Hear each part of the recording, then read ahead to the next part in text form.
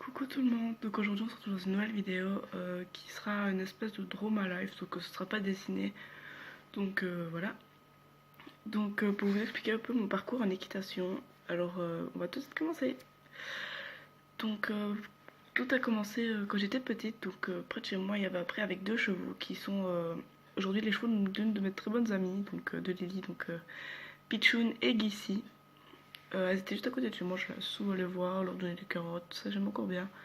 Donc ma marraine a décidé de m'inscrire dans un manège, donc dans le... Enfin, oui, je vais expliquer après. Donc dans ce manège, j'ai fait la rencontre d'un seul poney parce que je n'y ai pas monté longtemps. Donc j'ai fait la présence de Luca, donc un petit poney brun, donc que j'adorais, qui était tout mignon. Donc avec lui, j'ai appris le pas et le trot sans plus parce que je ne suis restée que 4-5 mois, puis j'ai arrêté l'équitation.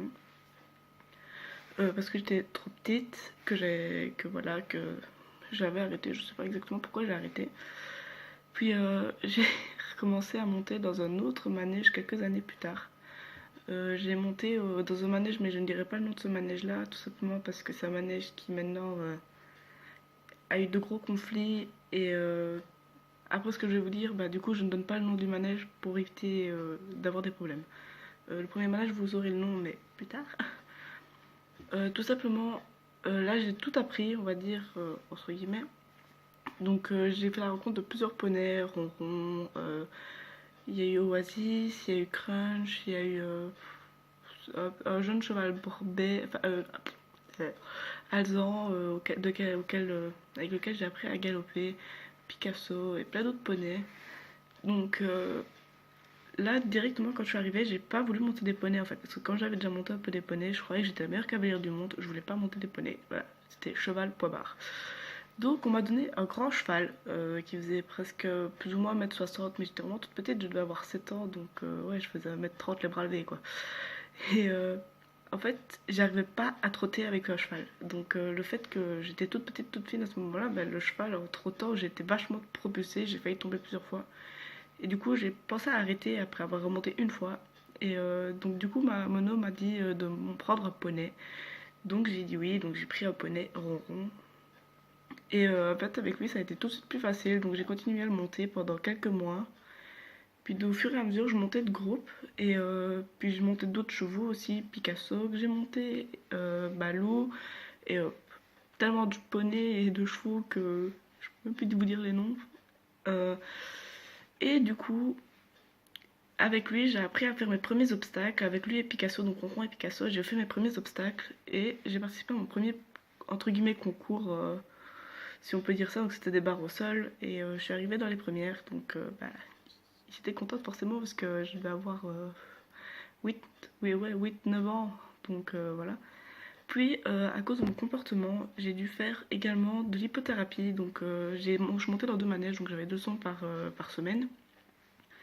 Et là j'ai fait pareil, la rencontre de plusieurs poneys, dont Éclair, il y avait Blue Sky, et plein d'autres petits poneys que j'avais montés. Et en fait, il y avait un poney que j'aimais par-dessus tout, c'était Tonnerre. Éclair, pardon. Super beau petit poney noir que je montais assez souvent. Et en fait, une fois, bah, je l'ai monté en longe. Et au galop, ma selle a tourné parce qu'elle était mal sanglée. Et je suis tombée presque en dessous du poney. Et je me suis fait un blocage, on va dire. Donc depuis, bah, quand je montais dans mon autre centre équestre, c'était impossible de galoper. Dès que je galopais, j'étais en pleurs. Je pouvais pas. C'était impossible. Et du coup, j'ai arrêté tout. Donc j'ai arrêté les deux manèges et on a fait la recherche pour me prendre un poney. Donc Kiwi est entré dans ma vie, donc mon premier poney. Pendant 2 ans, j'ai arrêté de monter en manège, puis je me suis rendu compte qu'en fait, avec lui, je faisais beaucoup de choses. Donc c'est Kiwi qui m'a tout appris, on va dire, parce qu'avec lui, j'ai fait mes premiers vrais obstacles autres que mes barres au sol et mes croix de 30 cm. J'ai fait mes premiers vrais galops dans les prés, j'ai fait plein de trucs avec lui et c'est vraiment, il a participé pendant 4 ans et c'est voilà, c'est vraiment mon coup de cœur, mon premier poney. Ça restera mon vrai poney à tout jamais. J'ai décidé de remonter en manège et en étant à l'école, j'ai fait la connaissance, non pas vraiment, j'ai retrouvé une amie avec laquelle j'étais au manège qui montait toujours là, elle, et avec elle j'étais là pendant 2 mois, j'ai remonté, mais le manège avait vraiment changé, les chevaux étaient pas bien. Et voilà, et c'est un manège que je ne pouvais plus supporter. J'ai également été dans un autre manège, donc j'ai fait plein de manèges en fait. Donc j'ai fait un autre manège qui s'appelle le Little Creek, qui était un manège western à la base.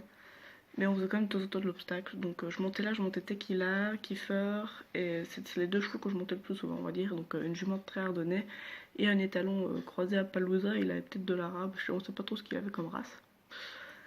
Donc là, j'ai monté pendant presque un an. Là aussi, j'ai bien appris, j'ai bien évolué. J'ai appris à être moins ferme dans mes mains parce que comme je venais d'un manège classique, j'avais tendance à être dur en bouche. Et là, quand c'était un manège western, ben, on doit être beaucoup plus lâche en bouche. Donc j'ai appris à relâcher mes rênes, à être plus calme. Et surtout, j'avais confiance en ces chevaux-là, donc ça allait vachement mieux. Puis, encore une fois, j'ai arrêté parce que j'avais mon poney à la maison, que je préférais m'occuper de mon poney. Et puis pour d'autres raisons, j'ai dû arrêter le manège, donc j'ai arrêté. Après environ un an, donc ça faisait déjà 4 ans que j'avais Kiwi, donc je l'avais eu vers mes 10 ans et demi, 11 ans. Et 4 ans après, malheureusement, j'ai été le chercher au pré. Le jour avant, je l'avais monté, et puis le lendemain, je vais le chercher au pré. Il était couché, mais voilà, dès que je suis arrivée, il s'est relevé. Je me suis dit, c'est normal. Je m'en suis occupée, puis je l'ai scellé. Je suis partie en balade avec, et en fait, j'ai été chez mon père, enfin, chez les beaux-parents de mon père. Et je l'ai déposé comme d'habitude, je l'ai lâché parce que si vous voulez c'était ouvert. Mais je pouvais le lâcher sans problème, il allait rester, il allait pas partir. Donc je l'ai lâché scellé bridé pour juste aller dire bonjour puis aller le déceler. Et en fait le temps que j'allais dire bonjour et que je me retourne, le poney était couché à terre. Donc là je me suis précipitée près de lui. J'ai pas compris ce qui se passait, donc il était couché avec sa selle et sa bride. Et quand je suis arrivée il ne s'est pas relevé, donc je trouvais ça déjà bizarre. Puis on a essayé de le relever, pas moyen.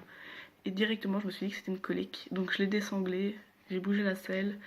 On s'est mis à trois pour le relever. Donc après, je suis remontée à pied avec lui pour le ramener à la maison. Donc Kiwi, il était un pur sang arabe croisé Welsh. Donc il faisait 1m36. Il était déjà pas très grand, on va dire, parce que j'étais déjà pas mal assez grande. Moi, je faisais déjà presque 1m68, 69. Mais quand vous avez un animal de 1m36 qui fait presque 300 kg, voire plus, parce que Kiwi est enrobé, qui vous tombe dessus, qui a du mal à vous suivre et que vous êtes toute seule paniquée parce que vous savez pas ce qui se passe et que vous devez faire contrepoids pour ne pas qu'il tombe, qu'il s'écroule sur la route, c'est assez difficile.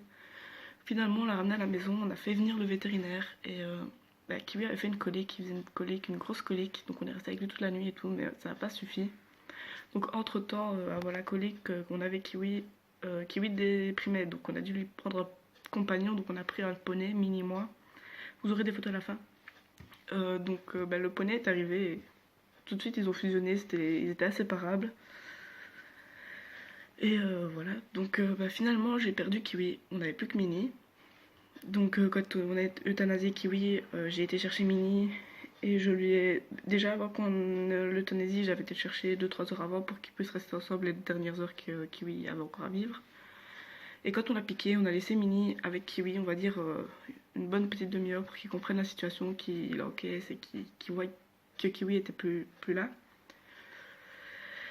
Donc quelques mois après, on m'a racheté une petite jument, donc voilà, parce que j'étais toujours dans les chevaux, que je montais plus en manège et que je voulais quand même pouvoir remonter, donc on m'a repris une jument, donc Mélo, que j'ai toujours d'ailleurs, heureusement pour moi.